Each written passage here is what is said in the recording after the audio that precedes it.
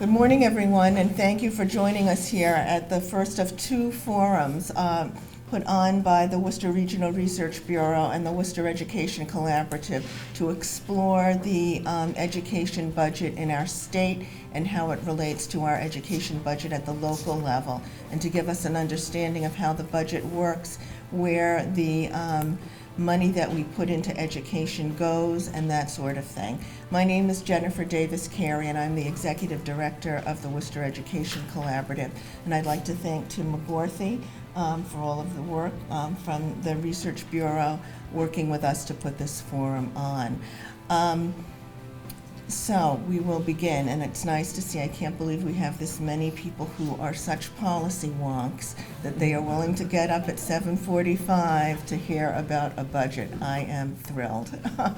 So with that, let me introduce Anthony Vigliotti, who is the Registrar of Deeds. Thank you.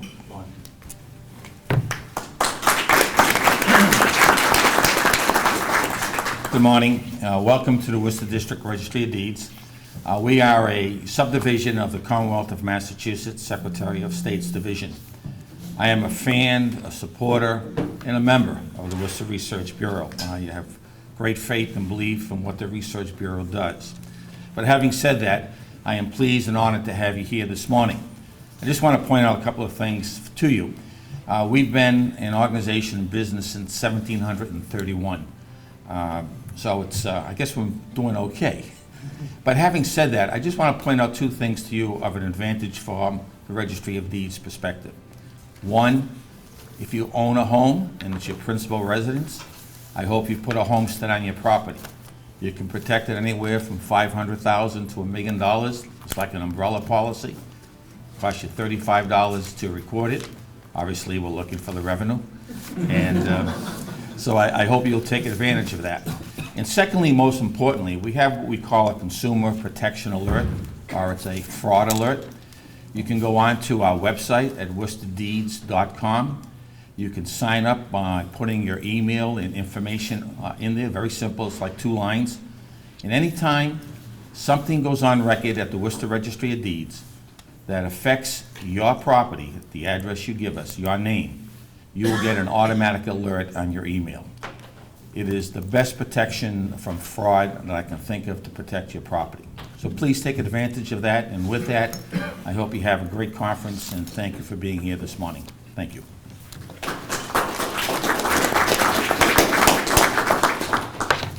Thanks very much, Anthony. My name is Tim McGurthy. I'm the Executive Director of the Worcester Regional Research Bureau. I'm proud to be here to represent the Research Bureau. Our goal is to provide independent research and analysis of local public policy issues to make sure we have not only informed elected officials, informed policymakers, but also an informed public. So thank you all for coming and taking part in this session. I want to thank Jennifer Davis Carey and our partners at the Worcester Education Collaborative. George Tetler, who's a member of our board, is also the chair of the Worcester Education Collaborative board. Public education is a critical issue for government as government, but also for obviously the students and the children that are going through our systems and coming out as educated citizens at the end. How we go about funding that effort, how we go about prioritizing that effort is critical, recognizing government also has all the obligations of management and operation of a municipality. So the goal here today is to talk about what is public education funding, how does it work, and how do ultimately decisions get made. As Jennifer mentioned, it's a 2-part series. Tonight we're going to talk about the mechanics. How does Chapter 70, the state's funding formula, public education formula, work? Creating a foundation budget, an obligation on cities and towns for a base amount of public education, and then how does the local match come into play?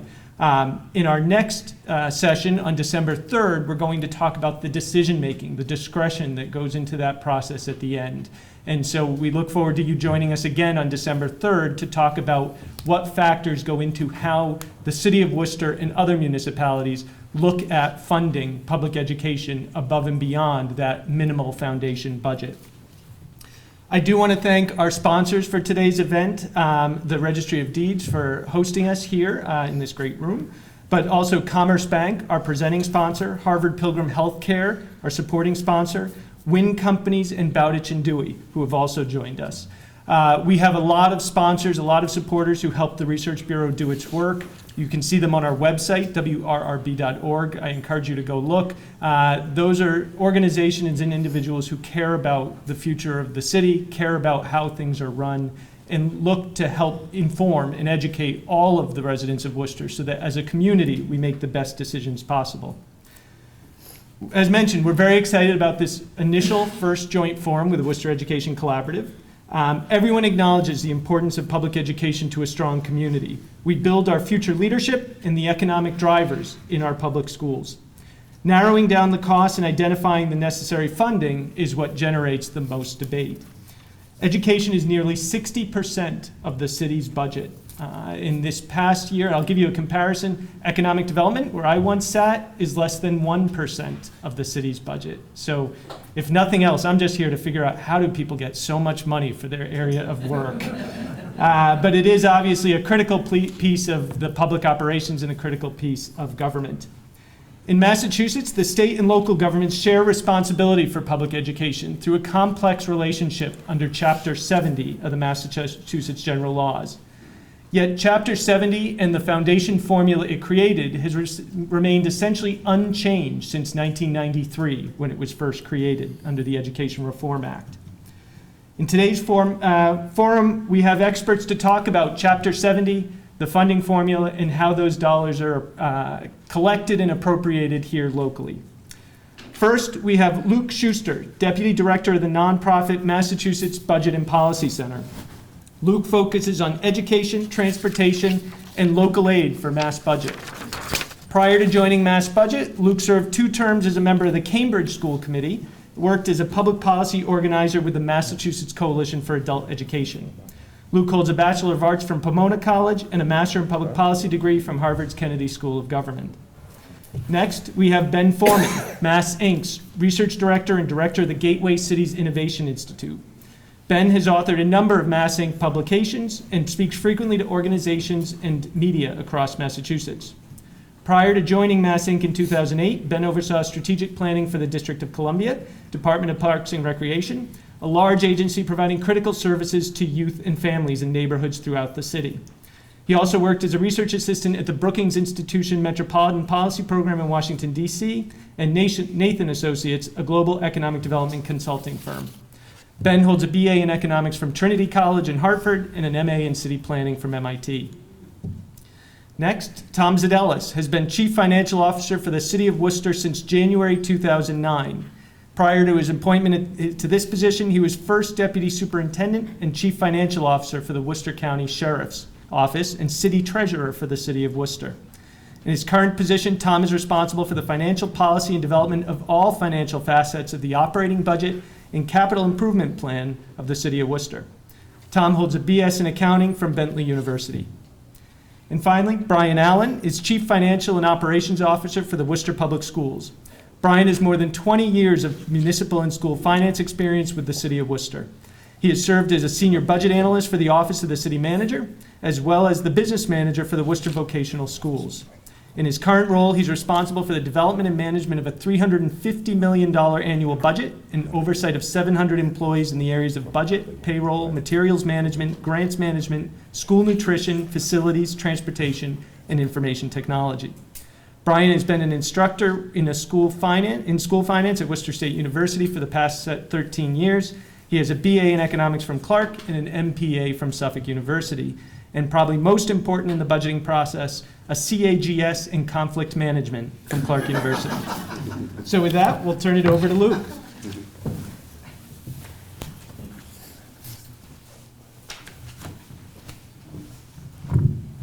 Hi, everybody. Thanks for having me. Just a quick word about Mass Budget. Massachusetts Budget and Policy Center is a nonprofit, nonpartisan research organization. We do a wide range of state budget and policy research. My work has been most focused on education, but if folks are interested in our research on healthcare, human services, I just encourage you to check out our website, massbudget.org. We have a bunch of great resources available publicly for free. My role for today is to set the broad state context so that we can then drill into the Worcester specifics with some understanding about how the local budget interplays with the state budget. So the first thing I'm going to do is a simulation of how Chapter 70 works. I've done this in a bunch of communities across the state. It is just pure coincidence that the two communities I have picked for the simulation are Worcester and Newton. And I've picked those two communities because they're just very different, and the formula functions very differently for those types of communities. One thing Tim said in his opening remarks about how chapters, I think you used the word complex. We have a complex school funding formula, and I think that is certainly true.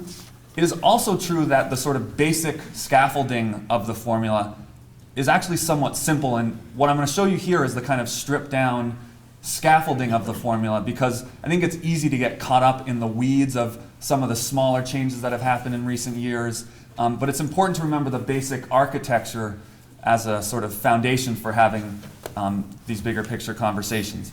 So, how does Chapter 70 work for two sample communities? For this graph that I'm going to kind of build up, I'm going to do per pupil terms just so we can make sort of apples to apples comparisons across the communities. So the first step in the Chapter 70 formula is to calculate a foundation budget for every district, every year. We sort of do that over from scratch again. So per pupil foundation budgets for Worcester and Newton for last school year. We see Worcester's foundation budget about $2,000 more per kid than Newton's. Why is that? The state recognizes the fact that Worcester has a different student population than Newton. Significantly more low-income students, significantly more English language learners. That's step one. That becomes the minimum spending requirement for the community. The second step then is to just look at how much local revenue a community can reasonably raise towards that foundation budget amount. Here we see a very different story, the formula recognizing the fact that Newton has much greater local wealth to contribute towards its foundation budget amount. That's step two. The third step is just to fill the gap. Chapter 70 in its kind of pure basic functioning is a gap filling mechanism where the state ensures that every community is able to meet that minimum foundation budget amount. So let's fill those gaps. Here we see Worcester receiving significantly more state aid than Newton because it takes more to fill that gap and get Worcester up to its foundation budget amount. Now those three steps are basically Chapter 70 for all districts. We build in a fourth step, which is really important. The step two, the required local contribution, is just a required minimum. It's a floor for every community. And here's one place where we see a real imbalance between Worcester and Newton. Newton kicks in another $6,000 per kid on top of its required minimum, whereas Worcester is spending basically exactly at its required minimum. We may get into this later. In some years, spending even a teeny bit below that required minimum. But it's important to kind of take a step back now and say the state at the beginning of this process recognizes the fact that Worcester has greater needs based on its student population, and yet at the end of the day, for a kid in a school in Newton, there are significantly more resources being spent on her behalf.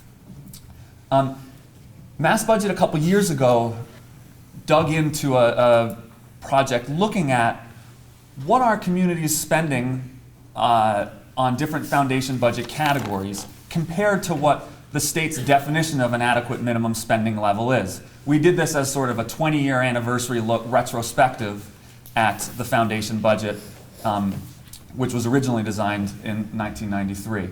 And I'm just going to highlight a couple of the key findings from that report. First, I'm going to compare statewide foundation budget assumption for what it should cost to provide employee health insurance to what districts are actually spending on that category.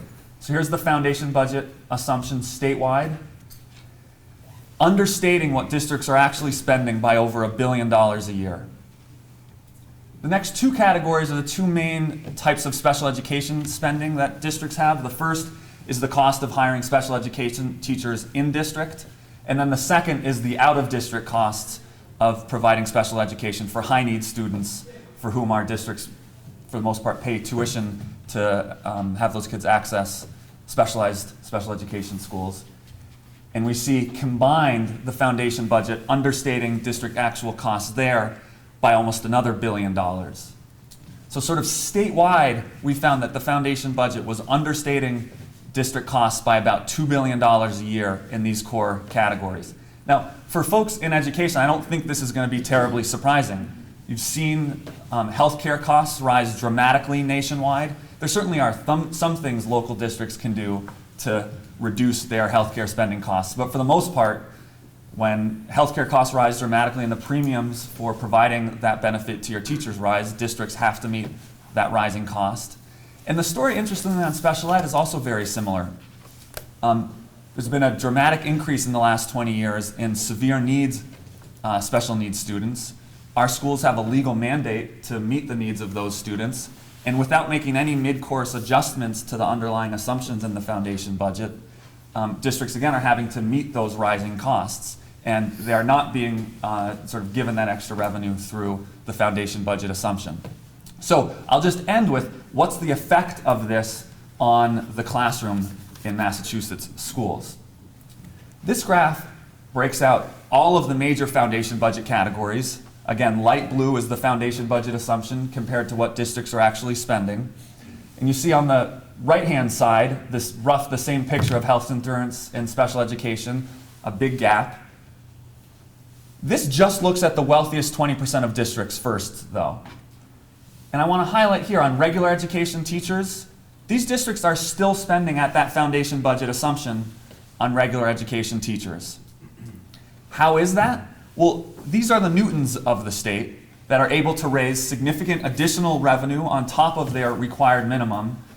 They can meet these rising fixed costs on the right end of the graph, but still not shortchange the core education program that we fund mostly through hiring regular education teachers. Let's contrast this exact picture with the same one for the least wealthy 20% of communities in Massachusetts. We see the same story on health insurance and special education, but here, these districts are spending almost a third less on, again, that core input, the hiring of regular education teachers to educate our kids. So 20 years later, we're dramatically underfunding a key part of the foundation budget program that was designed 20 years ago. This kind of sets this up as a sort of rich versus poor scenario, and I'll just end by showing a bar graph that compares foundation and actual spending on regular education teachers for all districts in the Commonwealth. And we do this in 5 wealth quintiles, so the least wealthy on the left up to the wealthiest communities on the right. And we see everybody spending below the foundation budget assumption on regular education teachers, except for just the wealthiest 20% of communities in Massachusetts. One thing Tim asked me to touch on, and I'll just end by referencing this, is sort of what's happening, what's the state level conversation about change, about considering adjustments to the foundation budget today. The legislature in its FY15 budget has sort of instructed itself to convene a foundation budget review commission. Actually, in the original law 20 years ago, there was language saying the legislature shall convene a foundation budget review commission. I think the language said every 2 years to sort of monitor how things were going and to consider changes and adjustments as new information came in. That commission hadn't convened for over a decade. It just had its first meeting. Mass Budget's an advisory committee member. I see Joe Esposito in the audience representing MBAE, the Massachusetts Business Alliance for Education, a member of that commission. It's an exciting opportunity for us to engage in a statewide conversation around considering some adjustments to the formula. There's going to be public hearings across the 6 regions of the state, starting I think next week actually. So it's an important opportunity for folks to get engaged and try and influence a burgeoning discussion around how we might make some important reforms. That's all I got. Thanks.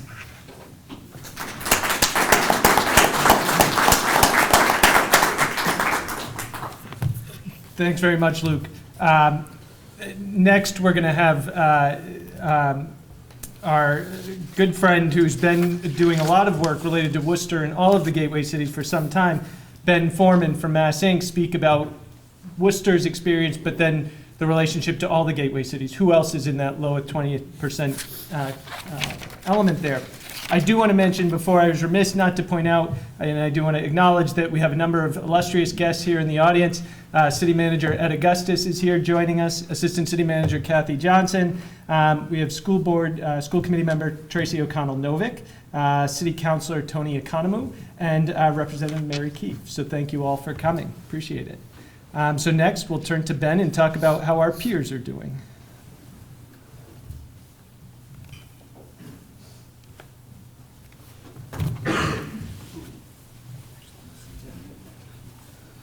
Good morning, and thank you, Tim.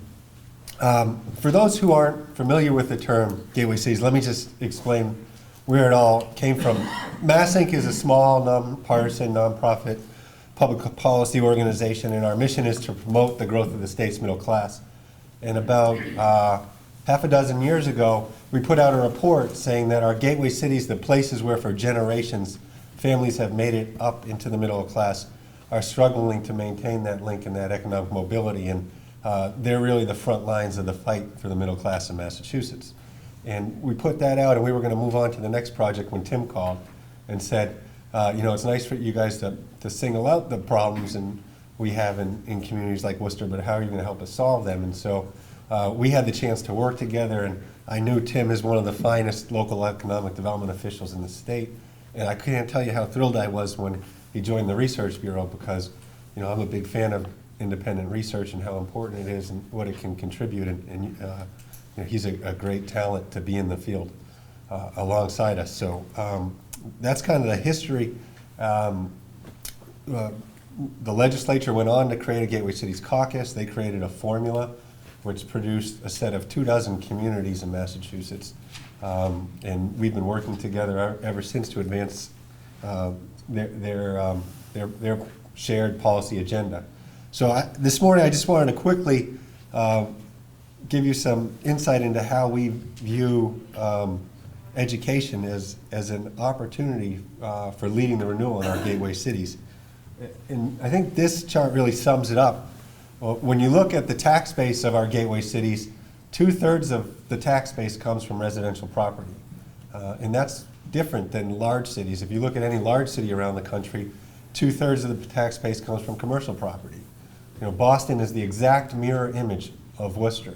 And so all those cities can rebound and revitalize without improving their public school quality.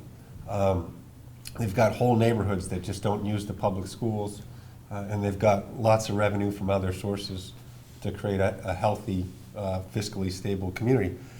In a gateway city, when you look at this picture, it tells you that really the fiscal health of the community is driven by residential neighborhoods, and embedded in those property values is school quality. So if you want to increase your coffers, you need to create an educational product that is appealing. You could also read this chart in saying that really what you do in these cities today is produce human capital. I think that's an equally valid and important view. 1/4 of all the school-aged kids in Massachusetts live in gateway cities. 1/3 of all the very young kids in our state live in gateway cities, and we need all of their talent. And I think that's our future economy, especially with an aging population. So how those schools perform, how well we do at that, is really going to dictate our economic future at a regional and state level. Luke showed the figures on what has happened since ed reform in '93 in terms of ending the disparities between low wealth districts and high wealth districts. But I think an important caveat to that story is we talk about these as low wealth districts in terms of how much fiscal capacity you have, but it's also true that they're districts that serve disproportionately poor students. In the 2 decades since ed reform, the poverty in these districts has become much more concentrated. In '93, less than half of the students in our gateway city districts were poor, and today it's 2/3 of the students. And you can see over the last decade that that line has really accelerated, where these districts have become poorer and poorer. And I think that's something for municipal leaders to think about, because education leaders see those numbers and they're not daunted in any way, because we've proven that we can take high poverty schools and close achievement gaps, and those kids can succeed just as well as more affluent kids. On the other hand, if you're thinking about it from a municipal perspective, that approach doesn't solve all your problems. You want to be a healthy, economically integrated community. So you got to think about not just how you have schools that can help poor kids succeed, but how you have schools that can be economically integrated and serve all types of learners.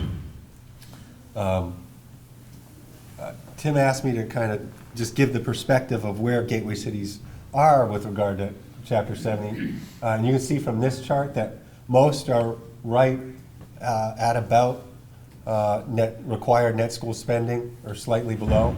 Worcester's right in the middle of the pack. And even though that delta between providing 100% of net school spending is very small, when you add it all up, it's actually somewhat significant, $45 million across all the gateway cities. So you can add that to, on top of the $2 billion that Luke shows as a gap. And then just one last slide. When you look at all the cities together and where they are relative to the state average, if you remember, Luke's chart showed that Worcester's costs are significantly higher than Newton's costs. When you look at it from this sort of view, per pupil spending, gateway cities versus what the state average per pupil spending is, we're all just a bit below. 21 of the 26 cities are below the $14,000 per pupil state average. So their needs are much higher, but their expenditures are slightly below average. So that's kind of the view from across the gateway cities. I hope that's hopeful context for you all as you contemplate these important issues. Thank you.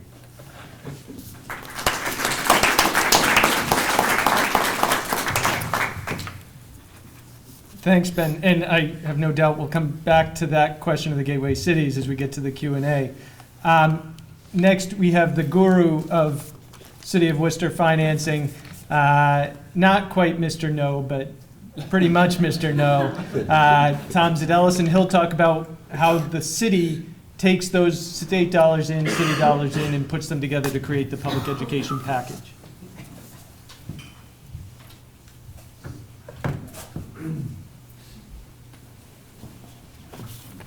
First and foremost, I'd like to thank Tim and make one statement for the record. Where he highlighted ED was 1% of the city's budget. As we approach the FY16 budget, I would have assured you there would have been 0.5% of the city's budget. I'm going to take a more mechanical approach to school funding for a municipality, what the state requirements are and how the city approaches it. So my first slide, if I can get the mouse. Oh, I'm sorry. On a budgetary basis, the city manager's budget's predicated on priorities set by our city council as implemented by our city manager Augustus. Historically, the priorities have been for the city: education, both net and non-net school spending; public safety, the basic police, fire, and inspectional services; public works, including what I consider a public safety component, that is plowing city streets; and economic development, inclusive of the debt service, what the city goes out and borrows for improving infrastructure, streets, sidewalks, parks. Education is, as both Luke and Ben said, is somewhat a partnership with the state, where the state has increased educational aid funding. It requires the city to contribute additional revenues from year to year through what they call the Municipal Revenue Growth Factor. Oh, I'm sorry. And what the Municipal Revenue Growth Factor is an arithmetic calculation of the state's estimates from year to year from certain ongoing revenue streams. What it does is captures the estimate of additional taxes being levied on the taxpayers of the city but it also focuses on certain revenue classifications that are reoccurring revenue classes. And what it does is they calculate a arithmetic formula for additional contributions from the municipality to to fund education. And this arithmetic formula focuses on the tax levy, which is the top line upper left. And what they do is project out what they believe will be new growth through the levy of taxes being levied by the municipality, which is in box 2. So what the state does is estimates additional taxes to be levied. What they also do is take in box 4 on the left-hand side, the right-hand side of the schedule, they take additional increases that they estimate for increases in reoccurring revenues such as motor vehicle excise tax, other excise taxes which are hotel motel taxes, penalties and interest on taxes, payment in lieu, and other ancillary miscellaneous revenues such as the city's federal Medicare program, which is the bottom line. So mathematically, what their state does in terms of the minimum revenue growth factor is they come up with a percentage down in the lower right-hand box of approximately 5.3. And what they do is estimate the increased local revenues between any 2 fiscal years and for all intents and purposes require the city to meet that allocation of local funds to fund education. In this particular case, how it equate in the City Manager Augustus FY15 budget allocation for the Worcester Public Schools, what you see is the state, through their formulas, or this is actual, I should say, the City of Worcester is between FY14 and FY15 is out raising revenues in the tax classification of $10,824,000. Then the next component of the revenue sources coming into the city are in the form of state aid. What you see in that second grouping is the city between FY14 and FY15 is receiving approximately $1 million in general government aid. State aid, other is just other ancillary small revenue classifications in the form of aid such as veterans benefit reimbursements. And then lastly, the last category of local aid is MSB reimbursements for school projects for which the city is getting 90%. So that revenue classification decreased between the 2 fiscal years by some $3.8 million.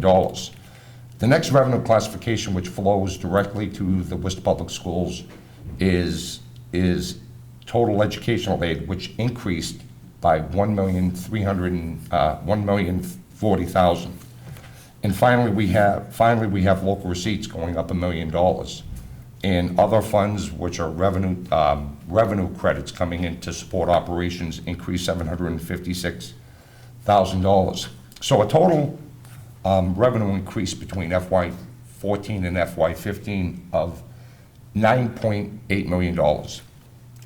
With City Manager Augustus's budget proposal, the city, per the arithmetic formula, was to contribute $4.7 million to public schools through the minimum contribution.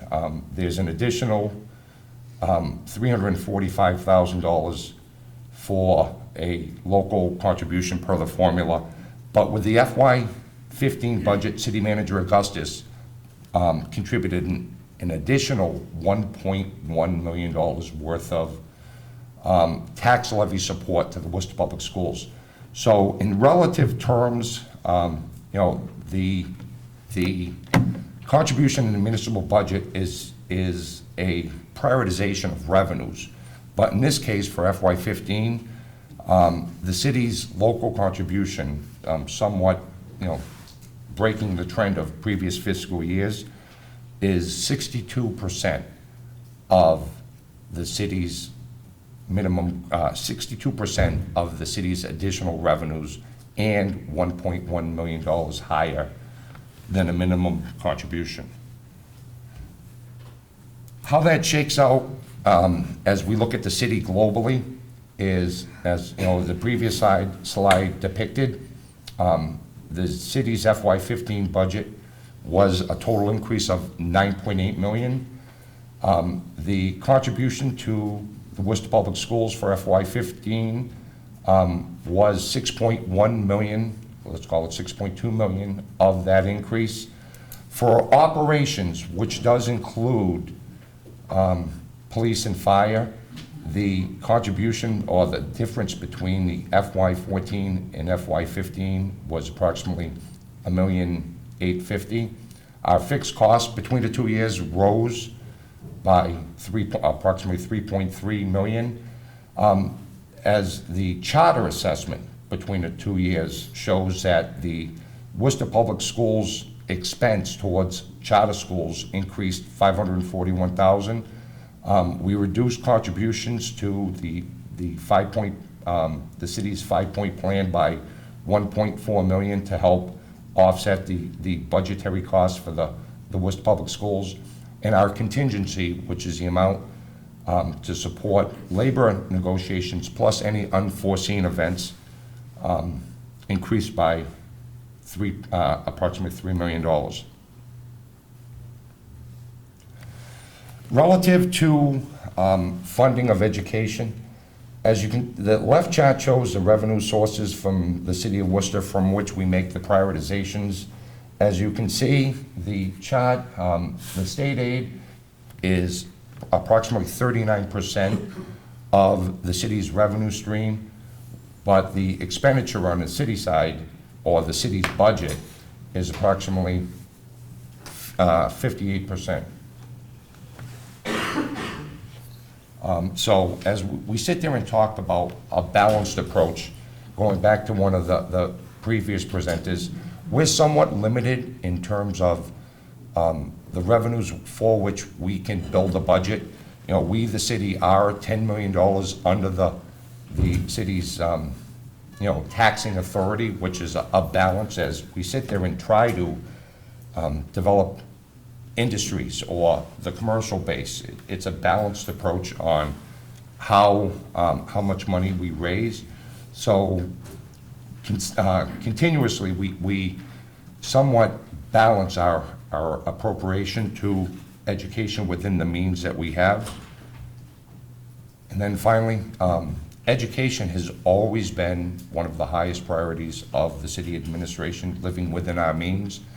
The city manager, Augustus, has made the initial effort to fund schools $1 million, approximately 25% above the annual allocation in the municipal revenue growth factor.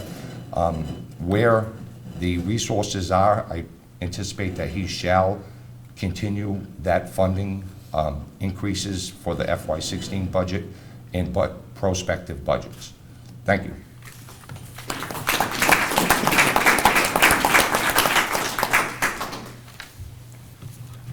Thanks, Tom. The Worcester Public Schools is a unique creature within city government in that it has its own policy-making body and approval body through the Worcester School Committee. And it functions as probably the most independent of city organizations. And so appropriately, it has its own independent budget officer. And so with that, we'll turn it over to Brian Allen.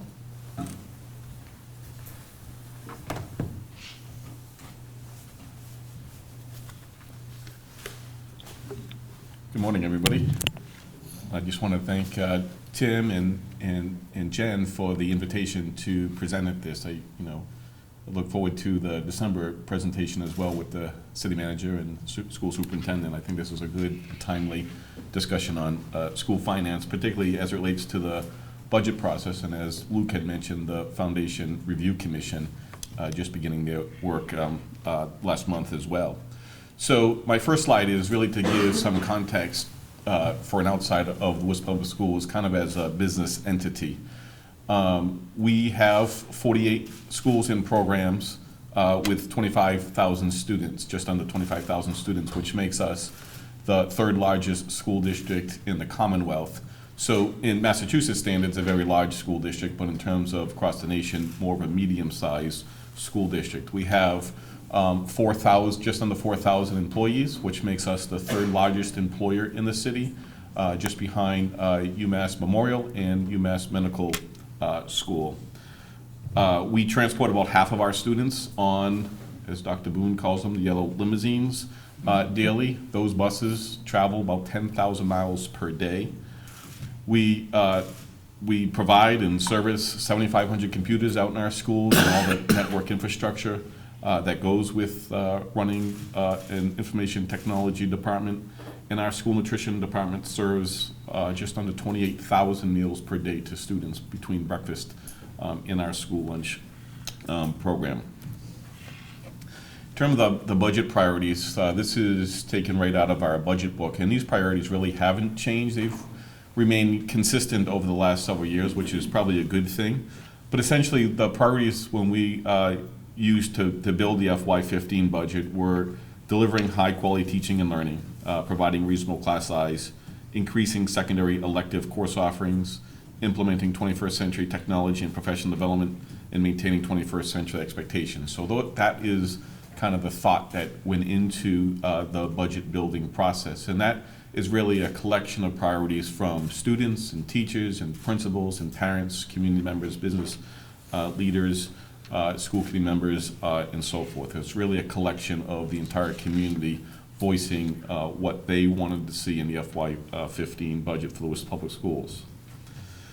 Our budget process will begin in earnest in January and really starts with what we call resource allocation meetings with all of the 48 building principals and program managers, going through a process of what are the staffing and other needs at the school based upon a very prescriptive formula that we provide them. That resource allocation guide that we provide schools is actually listed in the back of our budget book, which is online. So principals and parents and community members can see exactly how we assign staff to schools using a zero-based budget approach. There are no secrets. We use that formula. And again, like I said, it's a very transparent process. From there, we take the input from all of the schools and put them into these 7 buckets, from class size to technology to instructional supports, and then really see what our bottom line budget will be through the foundation budget based upon the changes from year to year, and make a budget recommendation to the school committee based upon our resources, reflecting upon the needs of the schools. In terms of our funding sources, clearly the largest funding sources we have is the general fund budget. This year it's just over $305 million, as Tom had just pointed out. That's the amount that's recommended by the city manager to the city council. The city council approves that bottom line number, and then, as Tim had just mentioned, it's up to then the school committee to go through the individual line items to make the appropriations, and that's usually done in the late springtime.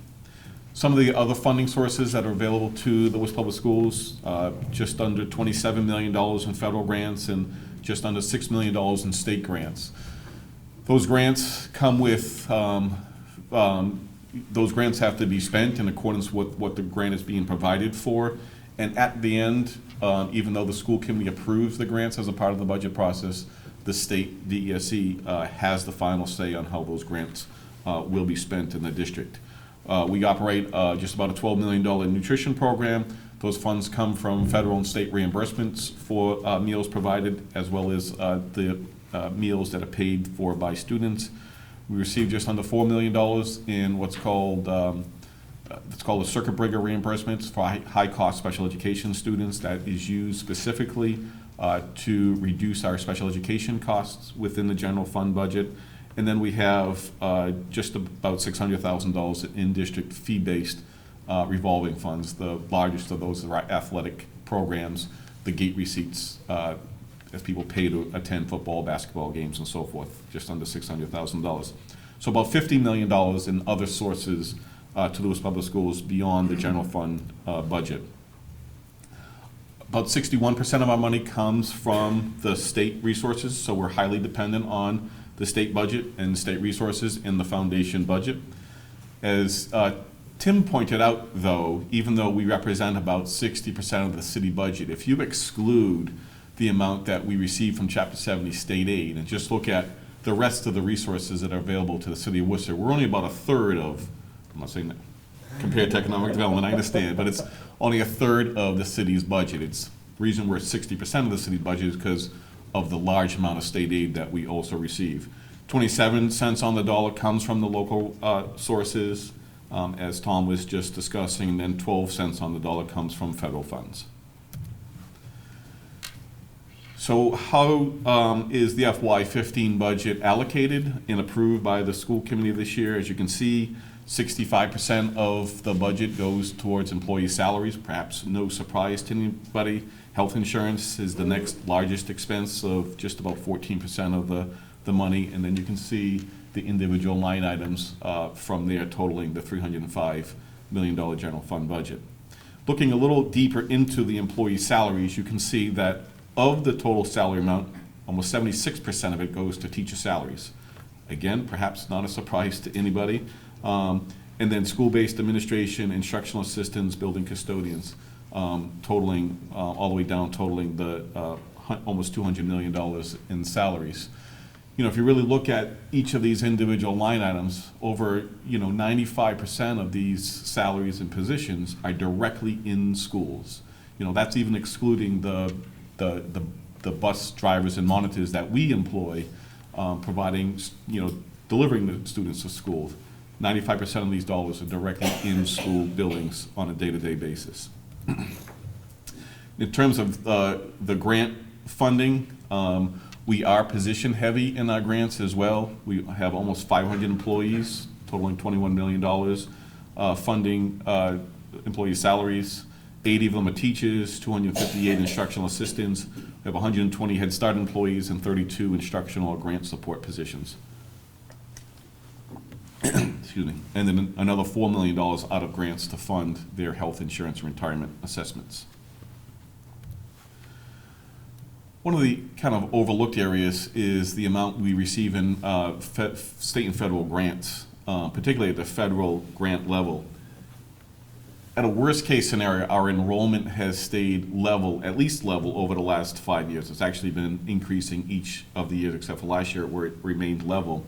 But you can see the significant reduction in federal grants that we receive either through sequestration reductions or through reallocation of grants to higher populated, as populations in other states increasing, they're getting a greater share of the federal grant resources. And so you can see a reduction from 5 years ago of almost $50 million in federal grants down to about $33 million. And that excludes the ARA stimulus money that was also provided during this period of time.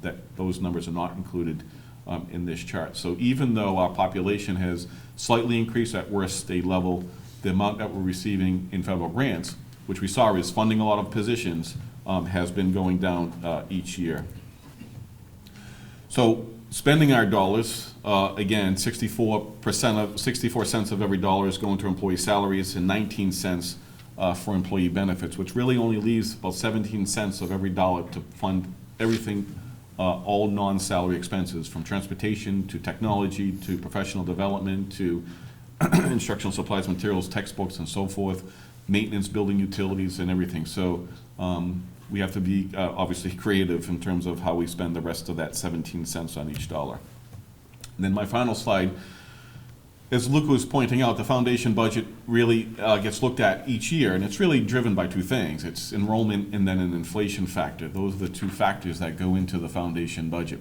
And so even though those have been increasing for us each year, the cost areas of health insurance, as pointed out in the Mass Budget report, in tuition and transportation, and then all the enrollment-driven costs as the enrollment changes, the increase in the number of special education students are increasing.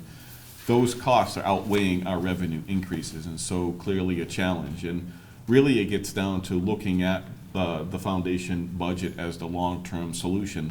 You know, the internal fight of city contribution is certainly, you know, a good discussion and lively discussion to have, but you know, we did a report to the school committee just last week, and we kind of replicated in a different way the Mass Budget and Policy Report in terms of the underfunding of the foundation budget in those two areas, special education and employee benefits. And we demonstrated to the school committee that in Worcester's case, the foundation budget is underfunding those two categories by over $60 million. So those, again, as the slide showed, if you're spending at foundation, it's going to come from some other areas within the budget. So really, we see that as the challenge going forward towards addressing the Worcester Public Schools budget. So, thank you.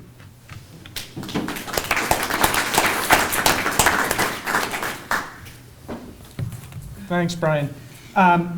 What I'd like to do is throw a few questions out to the panel, and then we'll open it up to audience Q&A. A few of the speakers have touched on this, and you know, to me it seems clear, kind of hearing the overall, but Chapter 70 seems broke. How would you fix it? What would you change to make it work better? I'll start with a thought. I actually think there's an interesting choice to make as a Commonwealth about how to address the issues with Chapter 70.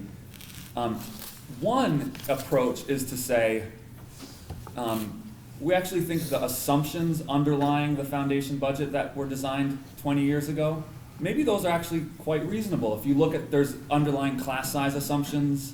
I think for a high school class that assumes a class should be 17 students to one lead teacher, that might still kind of seem reasonable today. Yet we know, because we haven't made mid-course adjustments to capture the true cost of some of these other rising fixed costs, one could argue, let's just make those adjustments, but keep the kind of basic structure and all the other areas where we think things are still pretty reasonable. Alternatively, you might say, education has just changed a lot in 20 years. The internet, you know, basically didn't exist back when the foundation budget was originally designed. We know a lot more about what works well in schools. There's a lot of more compelling research about how out-of-school factors affect the experience, particularly of low-income kids, and maybe we didn't adequately account for all of those other things 20 years ago. And what we really ought to do is actually undertake the exercise that the state did 20 years ago, which is let's design what we think of as an adequate school program from scratch based on all of our new thinking around what is important to fund in our schools. And that would be a kind of, I think, a really interesting small d democratic exercise for us to go through again 20 years later. I kind of think both are valid. Ultimately, we need to make a judgment about which route to go on. But. Ben, sorry, Brian? No, I was just going to add to what Luke was just saying, particularly the first point. As I had mentioned in my remarks about the, replicating what Mass Budget did in terms of the special education and the health insurance costs, a $2 billion issue to the state is obviously a big challenge, considering Chapter 70 is only $4 billion of the state budget to begin with, or just a little over $4 billion. So that, obviously that's a big challenge. But looking at some of the details, the foundation budget does not count actual special education students. It makes an assumption across the entire state. It says 3 3/4% of your students would be in-district special education students. So we said in Worcester, what is our actual special education enrollment on an FTE basis? How much of their time are they actually receiving special education services? And it's double that. It's over 7% of our students are on a full-time equivalency receiving special education services. And similarly, on the employee benefits piece, clearly over the last couple of years, Worcester and all communities have made significant changes in health insurance. Either communities have joined the state GIC program or have developed GIC-like programs. And so even after those reforms, what are we spending in relation to what the foundation budget provides? And in Worcester's case, we're still spending $25 million more than the foundation budget provides. So just those two areas are, would be, if could be addressed, would be a significant change for Worcester. I would say a couple things.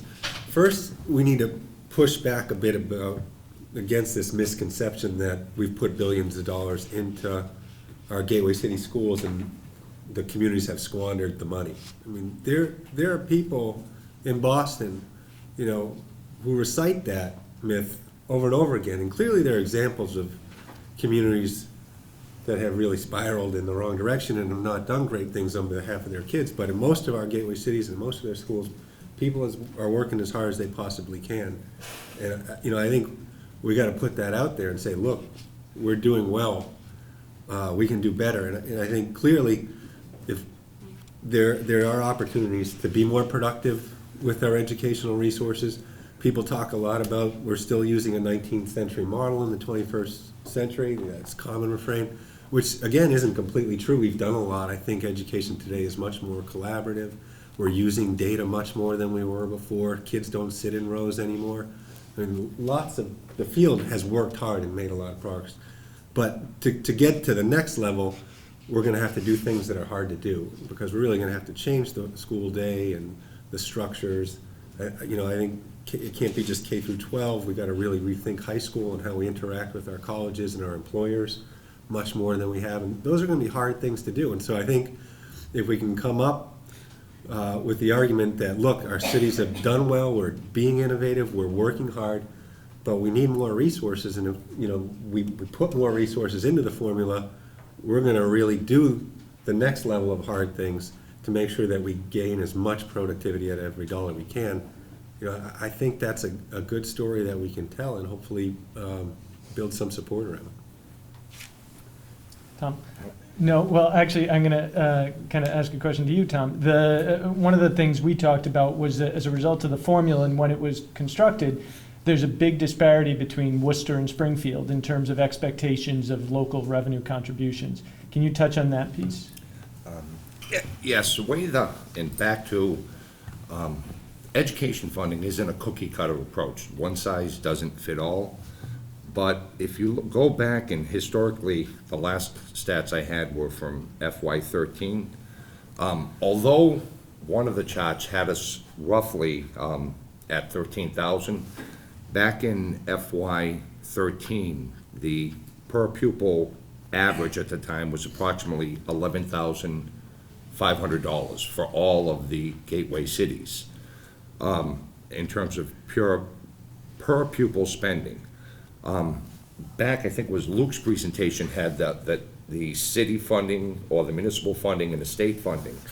Of that $11,000, just taking Worcester and Springfield, the local contribution, unlike Worcester versus Newton, the local contribution per pupil dollars spent by the city of Worcester in municipal contribution for Worcester was approximately $3,400, compared to, for the exact same fiscal year, in Springfield was $1,244. So even within, we talk about percentages, being over, but even with the inherent formula, Worcester was spending approximately $2,200 more per pupil than our sister city to the West Springfield. So, back to, do we throw out the whole formula and start from scratch? I think incrementally they have to look at, education funding with the additional needs that come inherent with municipal centers. Is it possible to create a statewide formula that hits 351 communities appropriately? Yeah, we grab some MIT math whiz, and I mean, we're sitting here with intellectual capital here in the fair Commonwealth.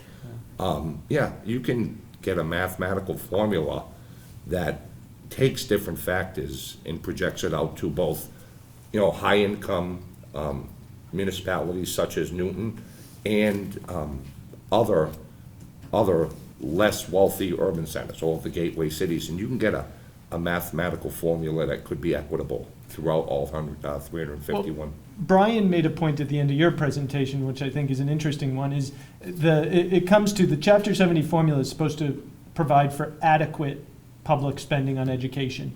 And yet every year there's a debate over how much above that adequate level do we go. Brian, I think your point was almost the formula should create the appropriate level of funding for education, and there shouldn't be a debate year by year on how much above that level you go. I mean, is that feasible? Again, I go back to Luke's initial comments when we began the Q&A in terms of, I think the basic construct of the foundation budget makes sense. There's differentiated funding levels based upon your grade level or your program of study, and provides additional funding for low-income or ESL students. And so I think that the basic formula does work. I think it's just, as Luke was pointing out, some of the individual components need to be looked at in order to view it in a 21st century education world. Again, maybe as Ben was saying a little earlier as well.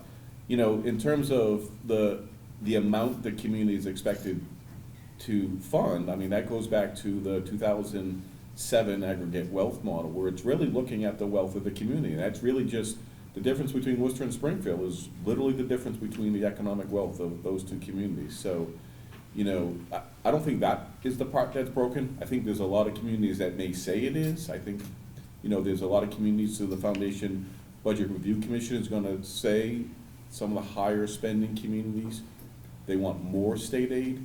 Again, I think it really comes down to the fundamental fix of some of the components of the foundation budget. I think overall, it's 95% there, and it's constructed properly. It's just we need to look at 20 years later some of the formula assumptions. In 1993, when the Educational Reform Act was done, it was a whole-scale change in the system of funding education in the Commonwealth and then managing education in the Commonwealth. Are we in a position now, looking at Chapter 70, where that same push and that same drive and same attention is in play to create an appropriate formula, or could politics or local concerns influence the outcome of any changes that might go on? Yes.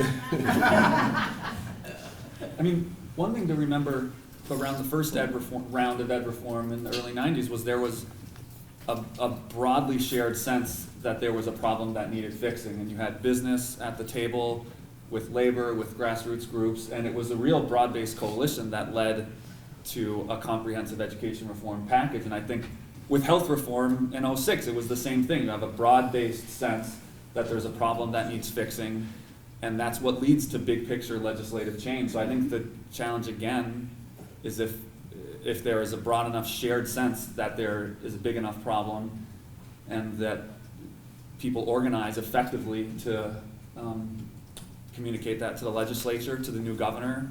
I mean, in a sense, it really is up to us to make that case and build the coalitions to push the legislature for change. Last year, the big revenue debate around transportation, there was a clear sense that our transportation system was broken, bridges were crumbling, MBTA cars were 30 years old, and there was a sense of crisis, and the legislature responded. And I think that that's the direction that these things happen in, is making the case to the legislature and having them respond. I would say it also there was a court case too, so that put a lot of pressure for the state to come up with its solution, and the court was. So I think that was part of it. We've done a lot of public opinion polling on this question, and one thing you see is the voters don't think that money is the problem in our urban schools. And Gateway City voters are the same place where suburban voters are. They all agree that it's more complex than money, that it's really the parents that are the problem. It's a popular conception, and so like Luke said, I think we got to reach the people and let them know.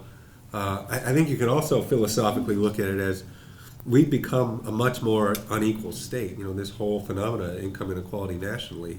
Massachusetts is arguably the most unequal state in the country, and if you look back 40 years ago, we were the most equal, and that plays out geographically as more and more poor people get concentrated into poor neighborhoods and affluent people get concentrated in affluent neighborhoods, and they just don't understand the realities of the others. And it was interesting when you saw that campaign polling that people were saying that the number one economic development issue for the Commonwealth should be more broadly shared prosperity. So, clearly it is sort of reaching a nerve a little bit, but whether we can get people to recognize that we got to redistribute money to the school districts that are really don't have the resources to provide their students with the learning opportunities they need to have a chance in our economy, that's another thing. And I'll ask one final question, which this is a little beyond the scope of our discussion here, but there are two sides. There's revenues, which we're talking about, and there's costs. As we look at the Chapter 70 formula, should the cost of education be examined into how we go about providing that level of education? Granted, there are disparities among communities, and some provide a lot more revenue than others, but do we all have to look at the cost as well to figure out how do we create the most efficient education system possible? I think so. I mean, that's part of the charge of the Foundation Budget Review Commission is to look at opportunities to reduce costs. I think that absolutely should be part of the conversation. And that's the sort of second avenue that I set out as a possibility, is to design this program from scratch again. That should absolutely consider opportunities to do things differently, more efficiently. Technology is a big, both sort of delivering instruction in the classroom. Can we use technology to do things in an innovative way that actually saves some money? And also then for central office functions, are the assumptions around what it costs to run a central office different 20 years later than it was back then? I think those all should be on the table. Okay. All right, we'll open up to questions. Yeah, sir. I was wondering what you folks thought was the lesson of the Category 4 schools. We now are into our fourth. The school goes into crisis, we give the principal authority, we pour in $100,000, and we lengthen the school day, and they become Category 1 or 2 schools in 3 years. I didn't think it was all money until I started looking at that. So as the gentleman pointed out, our first two level 4 schools, the first cohort of level 4 schools have both exited. One is now a level 3 school, and the other one now in its second year out of level 4 status is a level 1 school. And, as we discussed with the school committee just last week and this look at the foundation budget, we said we seem to have figured out what it takes to move the schools out of level 4 back into a level 3 or level 1 status, or out of level 4 status. And, to some extent, it's extended the day, it's providing, common planning time for teachers, and it's providing, much more extensive professional development for teachers. Is really how we used the school redesign dollars. And, the model worked for those two schools. So, if somehow we can use those two schools as the example, it is about resources, and the recommendation that we said to the school committee, beyond fixing the special education and the health insurance part of the foundation budget, is taking a look at that low income increment, because generally speaking, your level 4 schools are also high poverty schools as well. And so is there a way that the foundation budget can reflect the practices that we're learning through the level 4 schools and do those at our level 3 schools, so they don't become level 4 schools, they can go to level 2 schools or level 1 schools. So, thank you. Right. Yeah, my name's Randy Ormo from Worcester. I want to preface my question by one of the reasons I'm here. I'm looking to establish a national foundation based here in Worcester called Join the Discussion Foundation that is intending to allow individuals as private citizens to use the charrette meeting construct to suggest solutions to issues of the city, state, and national level. Included in that would be healthcare reform, Undoing Citizens United, campaign finance reform, city manager versus strong mayor, and the last one is something particular to this, which is my own idea would be to suggest having a discussion on getting off of using the property tax as a way to fund public education.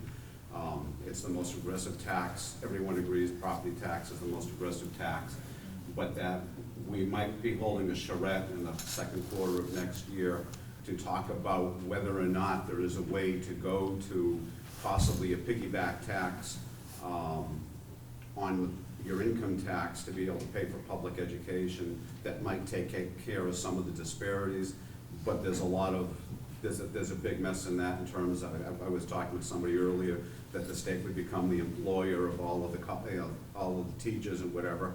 You know, you'd have collective bargaining issues, but my own feeling as a citizen is that we are too centric in the country and in the state and in the city on getting input only from within the people who are in power, in positions of power, and you know, the weight carries is that I think we need to begin to bring the private citizen into the discussion in a very organized way to come up with, maybe there are other ways of doing it that aren't being thought of by the people, you know, that, you know, the people in this room are doing a great job, but there's another, how many, we got 6 million people in Massachusetts, there are a lot of other people out there, so I'm just saying, would you have any ideas as to, would you support a possible look at going to public fund, you know, taking private, taking the education cost off of the property tax and putting it at the state level?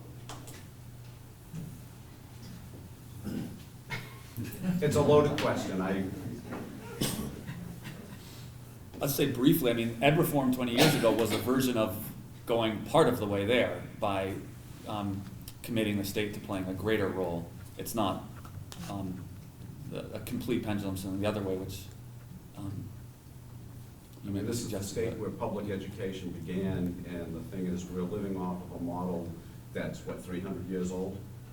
You know, and the thing is maybe property tax has outgrown its ability to fund public education because of the cost. You know, we're no longer, you know, the single-room schoolhouse, you know, we just asked, you know, Mr. Allen about the property that he has to oversee. You know, it's not the same that it was 300 years ago, and as you said, it's not the same as it was necessarily 20 years ago.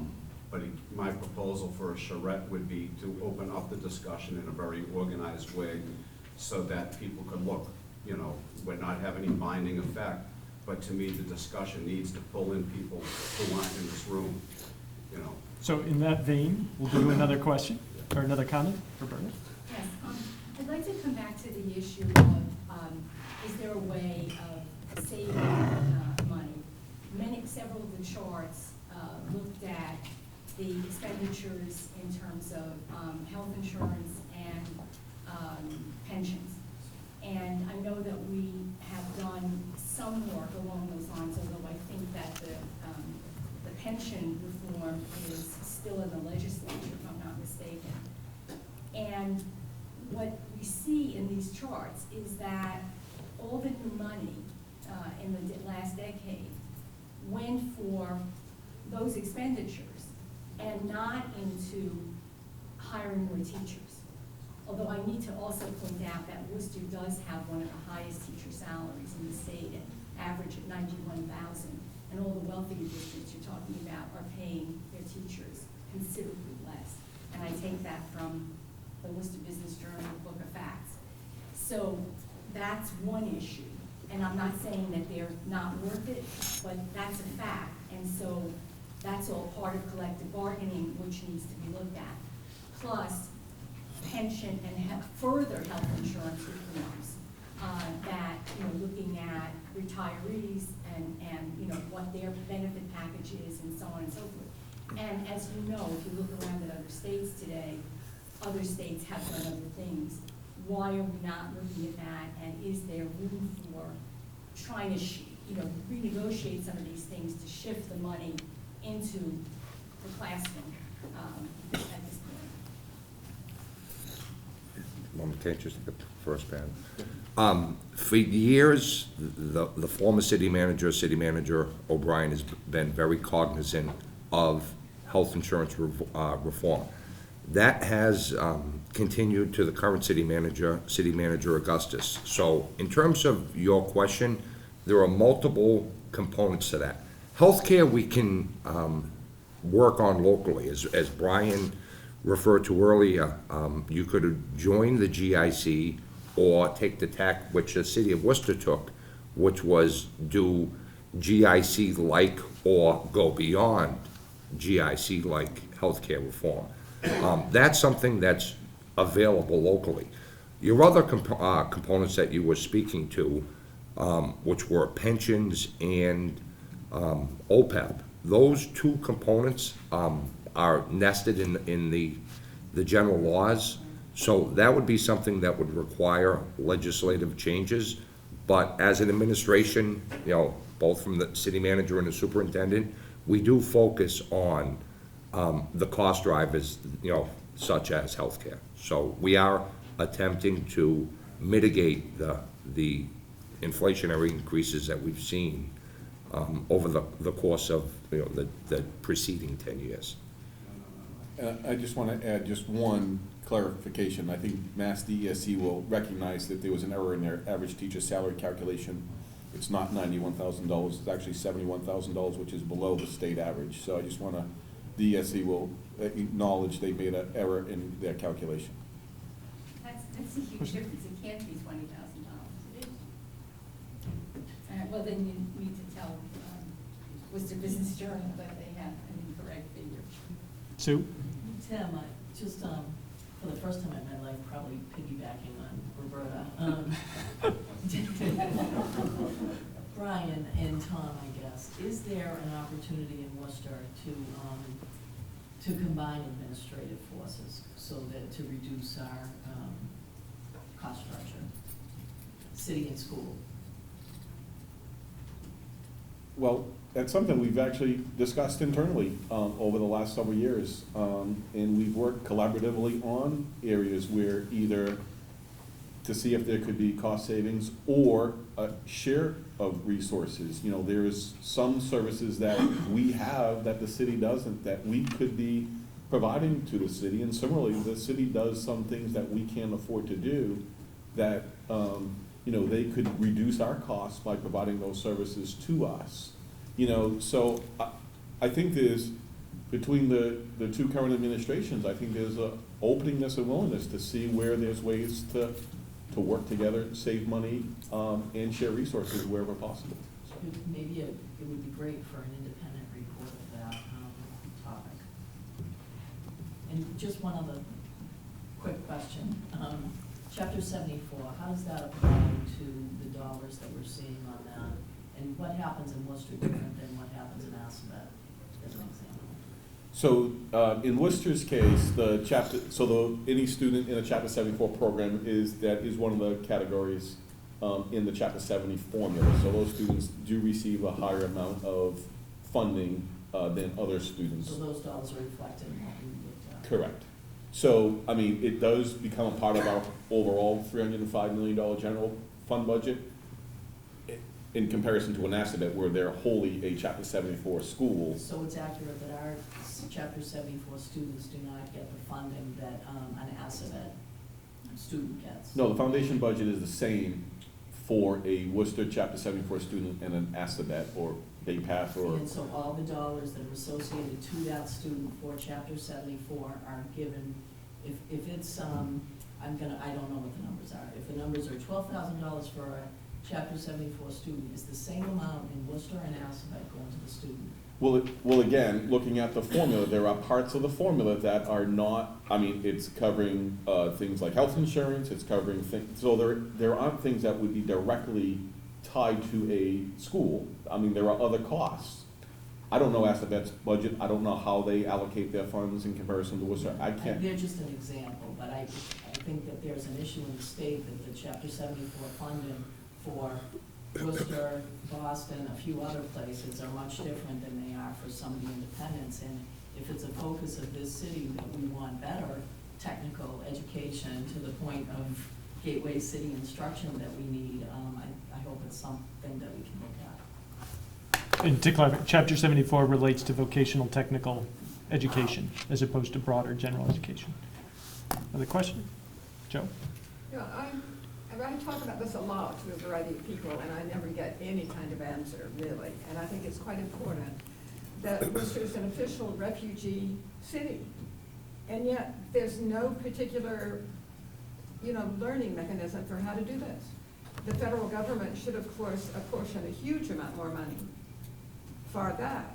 I don't mean just, money thrown at it, But there has to be a sort of learning curve about the best way to do it. I don't think there is anybody in the schools that is in charge of that, or any ideas about it. Talk about charrettes, that's one thing you really should have. So do you have any opinion about that in terms of, you know, the federal government, since they're giving us people with language, you know, who we either have to have bilingual schools or, you know, simply original language schools? And of course, that would be that's $1 million. I can't speak to the particulars of the Worcester Public Schools in terms of staffing, but I can tell you we just recently released a brief on kind of the demographics of the city and of the schools. And it's clear the Worcester Public Schools are dealing with a significant non-English speaking population. There are 92 languages spoken in the schools. 30% of the schools are 30% of the students are English language learners, meaning they're struggling to understand educational concepts in English. So it's clearly something the schools tackle. Now, how they tackle it and how they address it, I don't know, and Brian had to step out for a moment. But it's a good point, and it's one, you know, we'll continue to look at in terms of demographic change and new immigration into the city. Brian, I don't know if you want to speak quickly just how the Worcester Public Schools manages working with recent immigration as recent immigrant students as part of the general population of the schools. Refugees. And refugees, sorry. Well, we have a number of programs that provide support and assistance to those families and students. We have a new citizen center, which used to be the New Ludlow School. And then we have a number of components that we fund through Title I or some of our, you know, specialized grant programs that are earmarked in specifically for those students and families, so. I guess what I'm talking about is, and it's not money that way, but is there any expertise from, I mean, it's the feds that should provide the money, but is there any expertise in the best way to do this? Because you have a lot of arguments about, you know, bilingualism, all kinds of things. So I'm just wondering about the overall push for the best way to handle it. I think my school committee member wants to tackle that. No, actually, Joe, to answer your question, the new citizen center that Brian referenced is actually something of a model for the state. Students who've actually been out of the school system in their native countries for 3 or more years are sent there. We actually know that studies have shown pretty clearly that for students who are learning English, programs that actually not only teach them English, but actually continue to teach them in their own language are more effective. However, under question 2, which some of you may remember a number of years ago, actually made that illegal.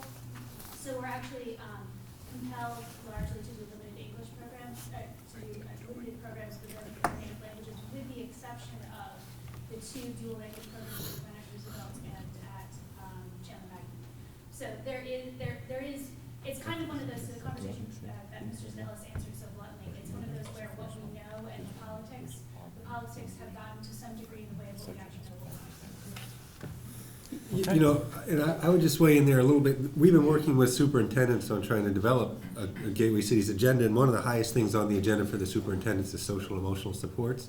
You know, people who are refugees are disproportionately likely to be coming from a traumatic situation and have real issues of stress. I mean, if you take somebody out of a warlike environment, then you put them in an environment that's totally different than anything they've known, you've kind of doubled the burden of stress on them. And you know, there's a crisis in children's mental health in Massachusetts. I think everyone agrees. And Gateway City students are not only serving refugees, but they're serving homeless students, students that have been, you know, experienced violence themselves.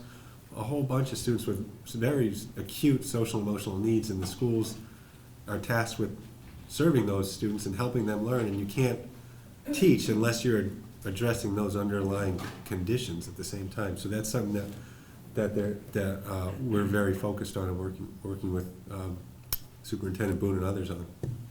We want to be respectful of everyone's time. Thank you very much for coming. I'll just, Jen, if you'd like to say a closing word. Well, I did have closing words, but I also had a quick, what I hope is a quick question, and that is reading the tea leaves on the Foundation Budget Review Commission. Is there any sense that there will be recognition of the distinct roles that the Gateway Cities play in both the development of a middle class, as you said, and the incubator of a future human resources and the distinct roles as hubs for refugees and immigrants?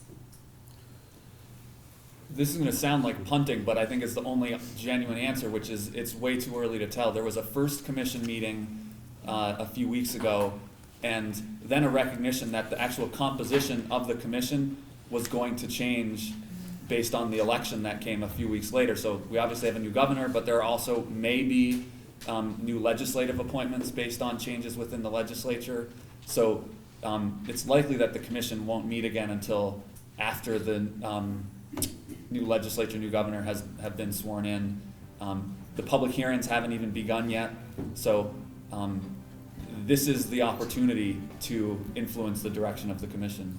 I will point out that it was announced last night that Jay Ash, the former city manager of Chelsea, is the new Secretary of Housing and Economic Development, which I think is a great sign for gateway cities in the new administration. Jay was one of our speakers at our annual meeting in June, and clearly understands the needs of the cities and urban areas, and he's on the Massing Gateway Cities Initiative, if I'm correct. He's one of the co-chairs. But thank you very much for coming. We really appreciate it. And again, December 3rd will be our next session where we'll talk about the discretionary part. How do you go above and beyond the foundation budget, and what decision-making goes into that?